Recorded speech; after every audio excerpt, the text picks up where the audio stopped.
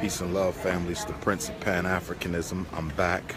Inadvertently ended the previous live feed prematurely. So I'm here at the Atlanta airport. We're about to depart soon for Tokyo, Japan. So we're about to get up out of here. So make sure y'all keep me in your prayers for a safe return. Brooklyn, New York. I will see you soon when I get back. Shout out to Brooklyn, Crown Heights, Bed-Stuy, Brownsville, East New York. Shout out to Brooklyn, all of New York City. Can't wait to see y'all June 2nd. Make sure you get your tickets. DrUmarJohnson.com, PrinceofPanAfricanism.eventbrite.com. If you go on the cell phone site, you want to click on Who is Dr. Umar Johnson, or click on Services. Scroll all the way to the bottom, and the Eventbrite link is at the bottom if you're using a cell phone site. So, as I was saying earlier, this whole Brown versus Board of Education Supreme Court desegregation move was nothing but a curse. Nothing but a curse for black boys. And what you also need to understand, is when they desegregated the schools, they did not desegregate the teachers.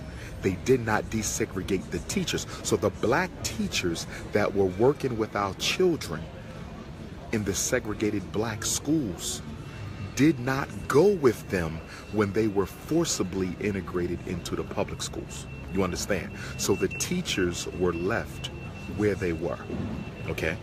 The black teachers were denied integration. They did not bring the black teachers into the white public schools when they brought our babies into the white public schools. See, this was a takeover. This wasn't true integration. It was about taking the black children and subjecting them to psychological terrorism. Because I'm going to be honest with you, that's what your child receives when they go to school. They don't get an education. They are subject to white teacher trauma, aka psychological terrorism. White teacher trauma, aka psychological terrorism. Do you understand? So if they would have brought the black teachers with the black children, that would have been better, because now the child had someone who sincerely and genuinely cared about them. See, one thing we fail to realize is that both of the largest teacher unions in America, the American Federation of Teachers and the National Education Association, both opposed school desegregation. I'm going to say it again. Do your research. The American Federation of Teachers and the National Education Association both opposed school desegregation. So when the black children were bused into the white public school, the teachers who were responsible for giving them the instruction were actually fighting against their inclusion. So isn't it interesting that the same person who tried to stop me from coming into the school is now responsible for teaching me? The same person who tried to fight to keep us out of the white school is now responsible for teaching our children. Even today, I believe it's 95% of white teachers in public school do not send their children to those public schools. 95% of white teachers in public school don't send their children to public school for two reasons. Number one, they know they're not going to learn nothing because they know they don't teach. They know they're not going to learn nothing because they know they don't teach. And the second reason why their children don't go there is because of white racism and white privilege. Okay? White children have to always appear more intelligent than African children. So because the white children have to always appear more intelligent than the African children, they don't let them mix. Because if you let them mix, the so-called superiority complex might become an inferiority complex. See, when black children are given an equal opportunity with equal treatment and equal resources, they excel any other child. They excel any other child. Read Amos Wilson's Developmental Psychology of the Black Child. Read it, where he found studies done by white folks that showed African children were more intelligent. So they don't want their white kids mixing with black kids because they think their white kids are better. Isn't it interesting that the same person teaching your child thinks their child is better than your child? The same person teaching your child thinks that their child is better than your child. Okay? Got the passport ready. Okay. But anyway, family. Anyway. So they didn't bring our teachers over. So a lot of black teachers lost their jobs. A lot of good black teachers lost their jobs. Okay? They were not interested in bringing the black teacher into the white public school. They were only interested in bringing black children in. Now, let me go a little bit further on this. You need to read the opinions of the Supreme Court justices who sat on the bench when the 1954 Brown versus Board of Education decision was handed down. You need to read the opinions of the justices. There was one justice whose name escapes me. I found his opinion in an old book on education. You got to read it. And he said the reason he voted for school desegregation wasn't because he wanted black kids to be taught with white kids. He said, I did not vote because I wanted school integration. The reason that I voted to end school desegregation is because I believe we can achieve our goals more effectively having direct supervision over black children. Did you hear what I just said? Did you hear what I just said? One of the Supreme Court justices, his rationale for desegregating the schools is so that white folks could keep a better eye on the progress that black children were making.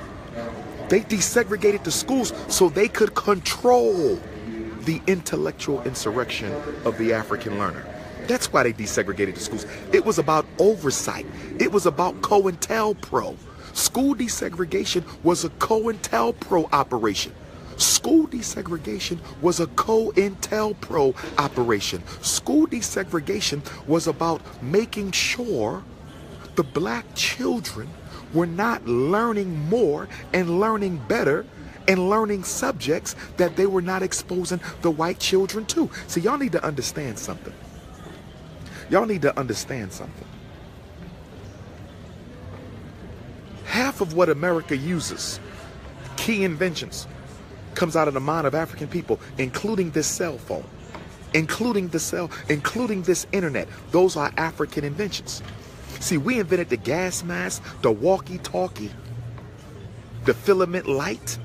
We invented these things before we went to school with white kids. So white folks was becoming insecure. They were becoming very worried that African children were inventing things in these so-called underfunded, under-resourced, segregated black one-room schoolhouses. We were inventing things that white children were not even thinking about yet. We were inventing things that white children were not even thinking about yet. That's why they desegregated the school, to control the progress and direction of black intelligence. That's why. See, the black schools taught black kids how to think. See, you don't invent walkie-talkies and gas masks and stoplights. You don't invent self-lubricating engines. You don't invent the shocks on a car. You don't invent eye medications. You don't invent those things when you're not taught how to think. Inventions come from a mind that is taught how to think. Okay? Inventions come from minds that are taught how to think. Our children are not taught how to think no more. So what you get in a school where children are not taught how to think, you get regurgitation. Everyone's a robot. You're taught to worship other people's ideas. Public school is a religion. Public school is a religion. Public school operates just like the church. They are both religions. What do you mean, Dr. Johnson? I'll tell you. When you go to church, what do? You get a Bible, you sit down, the preacher tells you the truth of God, even though he never met God. The preacher tells you this is the truth of God. And you're taught to do what? Accept what he said as a fact. Public school is the same way. You walk into the classroom and you're taught Christopher Columbus discovered America. You're taught that white people are the greatest things God ever created. You're not taught how to criticize that. You're not taught how to analyze that. You're not taught how to critique that. You're taught what to think. In essence, you're taught what to worship. Western education is worship of European culture. Western education is a worship of European culture. And then you go to college and they fine-tune your worship. So you worship everybody in high school, but now we're going to teach you how to just worship the economists, or just worship the historians, or just worship the psychologists, or just worship the medical doctor. It's worship. You can't get no independent thought when you're being taught that what you're being learned is the absolute gospel truth. It's not the gospel truth. Isn't it ironic that America has all these experts and hasn't solved a single problem? Isn't it ironic that America has all these experts, but it hasn't solved a single problem? We have all these psychologists, but everyone's going crazy. We have all these economists, but everybody's broke. We have all these medical doctors. We have all of these medical doctors, but everybody's still sick. We have all these criminologists, but people keep going to jail. We have all these social workers, but people still not getting their needs met. How can you have so many PhDs, PsyDs, JDs, MDs, and you ain't solved no problem? I'ma tell you why. Because American education does not produce original thought. American education is about the worship of classical ideas. So nobody's inventing new stuff. You get inventions, but you don't get the inventions you used to get, even from white folks. White people did a better job coming up with inventions because they were taught how to think back in the day. School was not as centralized as it was now. School was not as propagandized as it is now. School was not originally conceived to fulfill the functions of government. School was not originally conceived to fulfill the functions of government. So children still had a free mind. You don't have no free mind today. Public school is a religion. It's a religion. You're not taught to critique who they teach you about. You're not taught to critique whether or not Columbus discovered America. You're not taught to critique whether or not Thomas Jefferson really wrote the Declaration of Independence. No. No. Okay? I have 4 degrees in psychology. 4. And never once was I given a black psychologist in school, except from Dr. Rita Smith Waddell of Millersville University in the black psychology course. She's the only one. But the course was a specialized course in black psychology. They are teaching you to worship white thought, opinion, and culture. And that's why we have to build our own schools. We don't have a choice. We don't have a choice. Our children are stuck on stupid and are nothing more than the robots of European culture. Everything we suffer can only be remedied through education. You can teach courage through education. Yes, you're going to have to teach loyalty to education. You're going to have to teach black power through education. It's the school that's most important. And we're going to have to get our children away from the parents because many of our parents are toxic. We have toxic parents. Toxic. A lot of our parents are no good for their children. Absolutely toxic. I've seen black mothers do nothing but destroy the self-esteem of their black daughters. I've seen black fathers do nothing but destroy the masculinity of their black son. We got toxic parents. No books in the house, no dictionary, no thesaurus, no homework, no one-on-one time, no I love you, no hugs, no family night. Everybody for themselves, even in the house. Once a black child gets to be 10 years old, they pretty much on their own for the rest of their life. We got to do something about that. We got to do something about that. Brothers and sisters, the Black College and Consciousness Tour, that registration will be coming this week. I'll probably do it once I get to Tokyo, God willing. The Black College and Consciousness Tour. That registration is going to be coming soon. Make sure y'all donate to the Frederick Douglass Marcus Garvey Academy. Make sure you do that. All right. GoFundMe.com/Dr. Umar. Mail your check and money order to P.O. Box 6872, Philadelphia, Pennsylvania 19132. Okay. Brooklyn, June 2nd. Detroit. I'm hoping to see a lot of y'all in Detroit for the 4th Regional National Independent Black Parent Association Training Conference. Y'all need to come to Detroit, especially the Midwestern states. But the conference is for all black people, and you don't have to be a parent. You don't have to be a parent. You do not have to be a parent. The conference is for all black people who want to make a difference in the lives of our children. So I'm hoping to see y'all all in Detroit, Michigan, June 9th and 10th, Friday and Saturday, from 9 to 6. Come and get that training and help us build the National Independent Black Parent Association. You can't keep sitting on your lazy asses, coming to lectures, getting information, but you're not engaged in any struggle. That's the problem with the conscious community. Conscious community ain't engaged in no damn struggle. It's all hustle disguised as struggle. It's all hustle disguised as struggle. Okay, I'm about organization. Okay, so it's time for us to come together and organize. So come on out to Detroit, Minneapolis, Minnesota. Minneapolis, Minnesota. I'm gonna see you Wednesday, June 14th. Minneapolis, Minnesota. So all my brothers and sisters down in that Pacific Northwest, I want to see y'all in Minneapolis, okay, on Wednesday, the 14th of June. All right. And then Seattle, Juneteenth lecture in Seattle. So we got Minneapolis in Seattle, Pacific Northwest. Well, Seattle ain't really Pacific Northwest.